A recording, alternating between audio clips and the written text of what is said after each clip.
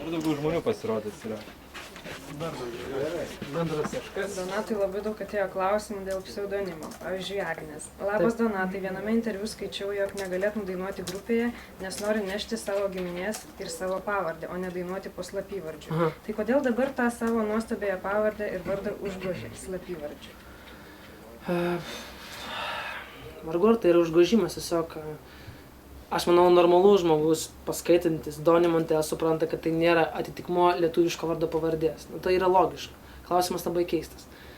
Jeigu tai yra jau tarptautinis, amerikietiškas ar kažkoks užsienietiškas pavadinimas, normalu, kad tai yra skirta jau tam tikrom rinkom, kurios nesusijusios visiškai su Lietuva, su užsieniu. Tai normalu keisti, nes kai tu nuvažiuoji į slavišką tautą, tau sako Donatas Montvydas. Pasauliu tai nėra gerai reprezentuoti, yra daug niuansų, kurie žaidžia šiuo atveju, vardas, skambesys kaip ką. Bet aš kadangi grįšiu prieš porą metų atgal, kai sakiau, kad iš tikrųjų norėčiau nešti savo vardą pavardę, aš su savo tuo lygiai taip pat nešu. Dėl to, kad yra tam tikri atitikmenys, kaip Donatas Montvydas, Don Montel, žodžiu, yra tam tikri atitikmenys ir mano tam tikri niuansai, kuriuos aš padariau, kad tai būtų susijęs galbūt sėkmės atžvilgiu ar dar kažką. Nenoriu savęs palikti, bet tarptautiniai rinkai reikia kažko to, galbūt kas kitaip skambėtų ir būtų galima bent jau ištarti. Taip kad tai nėra atsižadėjimas, tai yra mąstymas apie tai, kad Lietuva galėtų paskambėti toliau. Taip kad iš pozityvios pusės reiktų taip žiūrėti. Tai yra tam skirta. Lukos klausimas. Donatai, dar nežinau, kokia jūsų bendro pasirodymo choreografija, tačiau ar neplanuoji į jį traukti špagato, kuriuo visus priblaški per šokių projektą? Dėmesį atkreiptumėt. Idėja. Pirmas pasiūlymas. Bet čia, žiūrėkit, tai yra gerai, tai kelia mano nuotaiką, matot, mes jau kylam nuo kėdžių. Aš manau, kad viskas Ypač tai vietai. Donį Montel.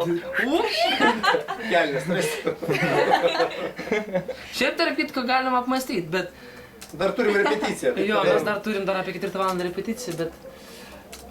Vis tiek, aš manau, kad pasirodymas turi būti neapipildytas nereikalingais dalykais. Kuo organiškesnis jisai, kuo toksai, išlaikytas, ta prasme, kad jis būtų skoningas. Taip, kad pridėti viso, ko tu moki ir ką tu gali, tai nėra gerai. Pabandysim. Tai galiu ir į vieną pusę špagatą, kitą, tada ant rankų galiu dar pavaikščiot. Gal mane dar išmokinti? Jo, kad Dima gal plankys už kojos, tada batutą galim pasimti, salto padarysiu priekinį moko. Žodžiu, visą galima įdėti, bet kuriuo atveju kūno judesį, bet kuriuo atveju naudosim pasirodymą. Ta kūno judesį, kurį aš prieš tai naudojau Eurovizijoje ir šoviau galbūt kažką projekto metu, kažkokį gavau judesį, patirties judesio. Taip, kad judesys pats jisai iš savęs eis dainos metu, bet tam tikrus elementus... Ir mes labai norėjom, tai prasme, kad būtent tas šokis ir būtų, kadangi tai yra irgi, šokis yra dalis savęs, taip ir aš norėjau pabandyti, tai ta prasme... Gera patirtis, judesys reikalingas, daina pati tokia, Donatai, ar netrodo, kad persistengiai su pseudonimu, ar apskritai tau jo reikėjo, galvoji, kad tave tokiu vardu pastebės, ambicijos į italą ar prancūzą, ar nežinau ką, o esi tai lietuvis, tarp kitko Saša ir išliko Saša. Kažkaip komentaras prieštaraujantis savo iš tikrųjų. Saša jo. Ne, jau, žmonės gal ne visai domisi, nes aš nesu Saša visų pirma. Aš ir Dima. Dima yra. Bet George Michaelas irgi nėra George Michaelas, Freddis Mercury's irgi nėra Freddis Mercury's. Kažkaip žmonės labai įdomiai mąsto. Saša Son kartą jau nesėkmingai bandė dalyvauti Eurovizijoje. Kokias išvadas padarė? Ai, gerai. Jo, šitas klausimas iš tikrųjų jau tiek kartų buvo atsakytas, bet... gerai, atsakysiu dar kartą. Visų pirma, aš nežinau, kodėl nesėkmingas, kodėl žmonės galvoja, kad nesėkmingas. Visų pirma, nesigeriu, bet esu antras atlikėjas Lietuvoje, kuris pateko į finalą. Eurovizija, nejaugi čia yra... Per visą laikotarpį. Bent jau nuo tada, kada Eurovizija pradėjo daryti, ta prasme, pusfinalius ir finalus. Nejaugi tai yra nesėkmė. Aš skaitau, kad tai yra didelė sėkmė patekti į finalą. 43 šalių, iš 43 šalių, 23, taip? Taip, manau, kad tai didelis Aš atsiprašau, man atrodo, kad Saša turėjo Lietuva nešioti ant rankų. Čia yra mano nuomonė. Nes čia yra toks neįvertinimas, žmonės važiuoja, stengiasi, eina per savo kažkokius dalykus, kur pavyzdžiui sudėtinga, galimybių nėra, atvažiuoja maža šalis, grįžta į Lietuvą, patekę į finalą ir žmonės klausia tokius klausimus. Jūs ką, kai jūs kalbat? Jeigu tokius klausimus uždavinėkit, jūs paklausit, ką jūs gyvenime padarėte tada. Kas čia dabar per nesąmonės? Gėda. Žmogus į finalą pateko. Kur didžiosios valstybės į finalą nepapuola. Anglija, net neminėsiu, Vokietija lygiai taip pat. Žmogus į finalą papuolė. Kas čia per klausimus nepatekė? Kas pirma vieta tai yra laimėjimas? Tai yra viso labo rodiklis, aišku, pirma vieta yra pirma, bet patekimas į finalą tai yra labai daug. Viskas, kas čia per klausimas? Gerai, Tomas teiraujasi. Ką iš Lietuvos atlikėjų atrankoje dalyvaujančių grupių laikote pagrindiniais savo konkurentais?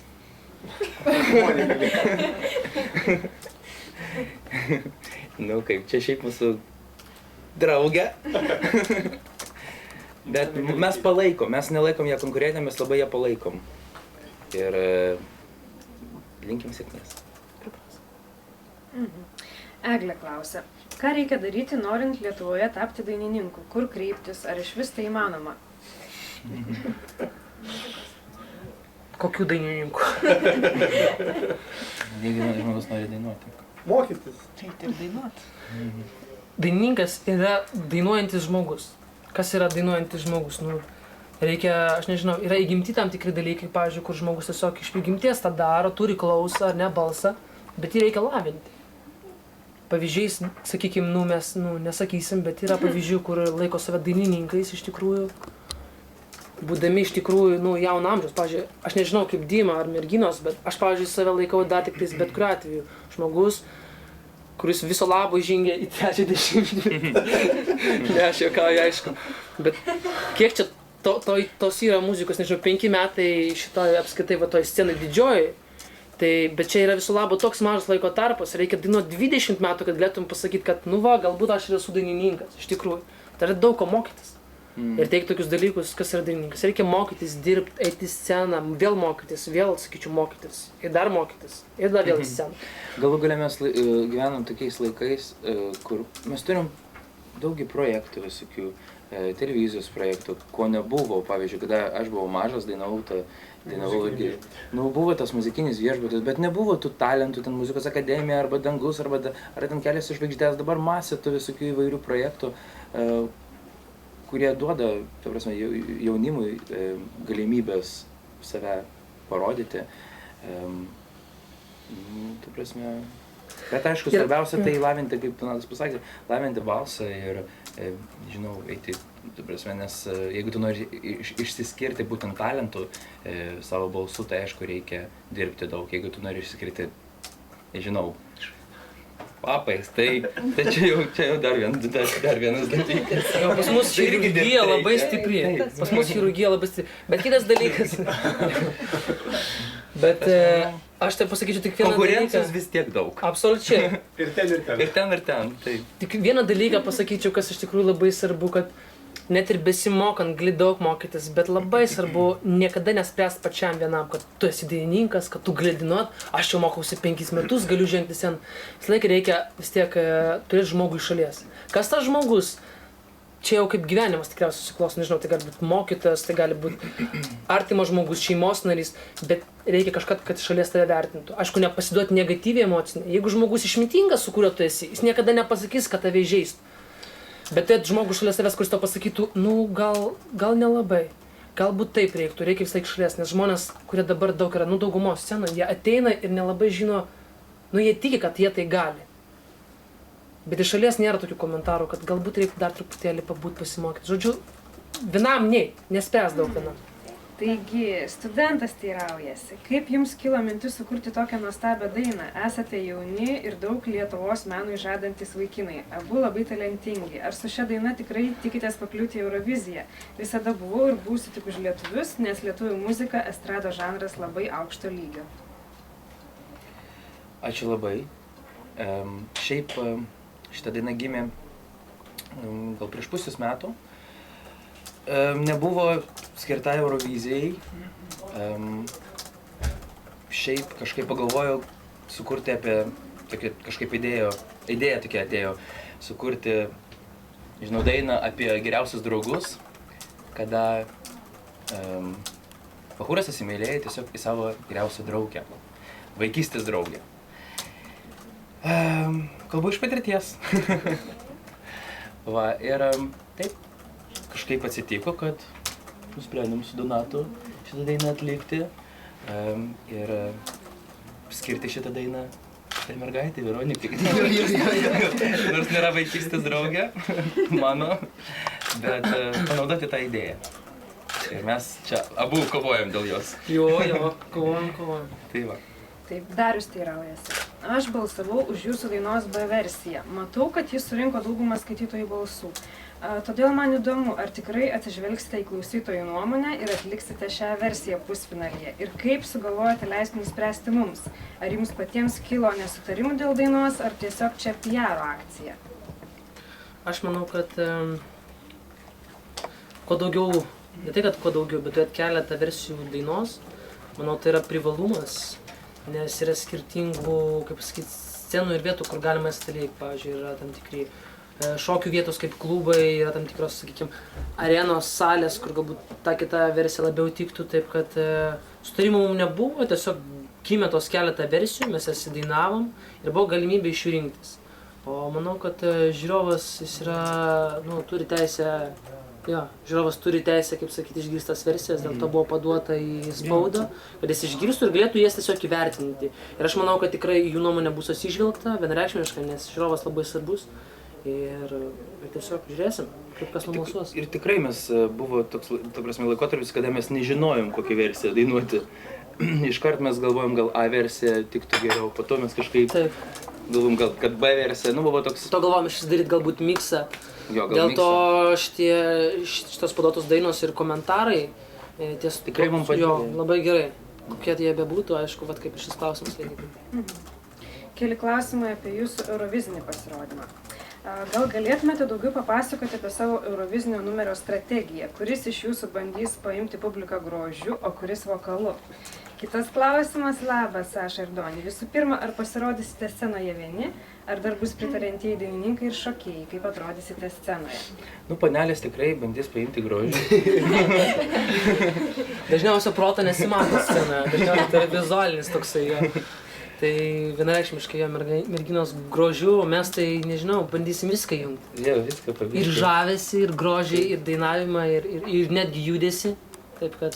Taip, aš netgi judėsiu. Ne netgi, o tarp Dima labai su judesiu viskas gerai. Tai man padėjo profesionalai. Jo. Taigi, pamatysit šeštadienį.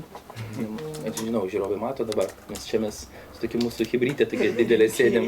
Jo, tai va, čia kaip tik visa bendra komanda ir komandinis darbas tai bus sėkmė mūsų. Taip, Aistės klausimas. Kaip rinkotės pritarančius vokalus? Pagal grožį, pagal balsą, ar kad liepė prodiuseriai ar vadybininkas Martynas Tyla? Aš manau, kad pagal merginų galimybės, nes iš tikrųjų back vokalas, netgi kai kuriais niuansais jis reikalauja daugiau, kaip pasakyti, taisyklingumo, tikslumo, negu, pavyzdžiui, solistai. Solistas gali paimti, nuklysti, improvizuoti. Back vokalas pakankamai sudėtingas, sakyčiau, profesija. O juolab, kad visos merginos yra dar ir solistės, tai jiems be galo yra sunku, dėl to atrinkti Lietuvoje, tų back vokalų nėra tiek daug. Dėl to tikrai merginos yra, aš manau, kad geriausios savo srity ir jos nebuvo daug minčių kažkaip rinktis ties vokalų mamomis. Milda klausia, ar Donatas ir Saša gyvenime yra draugai, kas juos sieja? Galiu atsakyti. Taip, mes esam draugai. Aš manau, kad taip. Ir iš tikrųjų aš noriu pasakyti, kad taip, aš laikau Donatą, ta prasme, iš visų gal Lietuvos atlikėjų aš su Donatu geriausiai kažkaip sutariu. Ir taip, ta prasme, mus sieja ir muzika. Bendravimas, bendros idėjos. Bendras tas dalykas, mes mylim tą patį muziką ir kažkaip siekiam, nežinau, kokybės. Ta prasme, gal tas dalykas mus ir kažkaip... Jo. Pasidalina, sakysim, vis tiek, kritika vienas kitam irgi pasidalina, ta prasme, nešveikia. O visų pirma, dar yra būdų dėl ir Veronikos kovojom, taip, kad tas ir jungia, tai viskas, kaip sakyti. Ir man patinka, kad Donatas irgi vienas iš tokių atlikėjų, kuris nelenda į teleką vien, kad tik pasirodyti. Irgi kaip daro daug iš, ta prasme, mūsų Lietuvos atlikėjai. Bet tos priežastis. Jo, motyvacija. Taip. O jeigu ir pasirodo, tai tik tais Laimėk. Sveiki, vyrukai. Nemanote, kad Eurovizijoje reikia kažko, kas užkabintų? Vien gerai atlikta daina ar gerasis tekstas nepadės sužavėti išlepusios europinės publikos? Reikia efekto, reikia unikalios idėjos. Kodėl nenorite savo iškelti tikslo padaryti kažką tokio, ką padarė LT United vyrukai? Kaip pažiūrėjus, susidarytų įspūdis wow. Visų pirma, jeigu neužkabina šito žmogų, nereiškia, kad neužkabins kitų. Nes... Klausimas, ar LT United užkabina? Jo, tai va.